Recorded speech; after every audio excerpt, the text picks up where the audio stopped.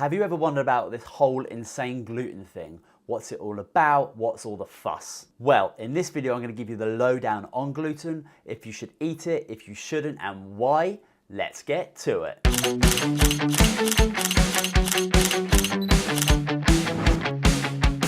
Yes, boys and girls, my name's Simon Brazier at Cyber Nutrition, giving you the best tips and tools within it to getting you feeling healthier, more energized in a sustainable, holistic way. On this channel, I like to do nutritional educational videos because if you Google anything, all you're going to get is crap. So here you're going to get the lowdown.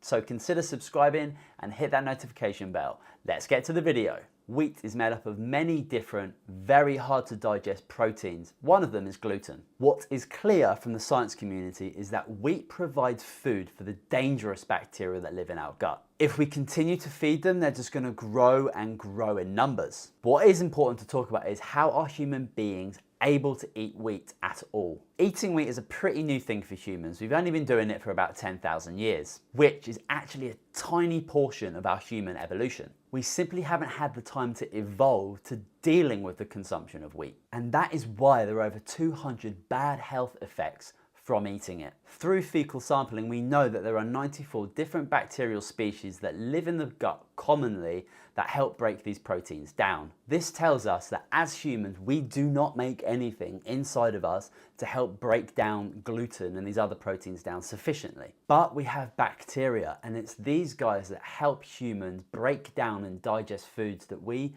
are just incapable of doing. And because everybody's bacterial species are so different, this explains the completely vast amount of ways gluten affects people around the world. I am convinced that bacteria significantly save us from being really harmed by these foods. So the majority of bacteria that can break down gluten for us are significantly pathogenic, meaning that they cause disease. And as I said earlier, if you continue to eat wheat in your diet, you are just continuously feeding these pathogenic bacteria. Amazingly, now we're able to actually see which bacteria lived in our hunter-gatherer ancestors. And what we see is the bacteria in problematic wheat eaters we have today didn't exist in our hunter-gatherer ancestors. They simply weren't built for it. With our new human way of eating, we have basically introduced new bacterial species that are completely alien to us. In summary, wheat isn't really something you should eat. We are feeding bacteria that do not belong in the gut, and it will cause you problems somewhere down the line. Simply, if you cut the food supply to these guys, they starve and they die. All right, on to question of the week. Wheat, gluten, GMOs are all hotly discussed topics.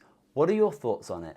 Please share in the comment section below. And that's it. My name's Simon Brazier at Cyber Nutrition. Why not check out another video? Please consider subscribing, hit that notification bell, and I'll see you very soon. Thank you so much. Goodbye.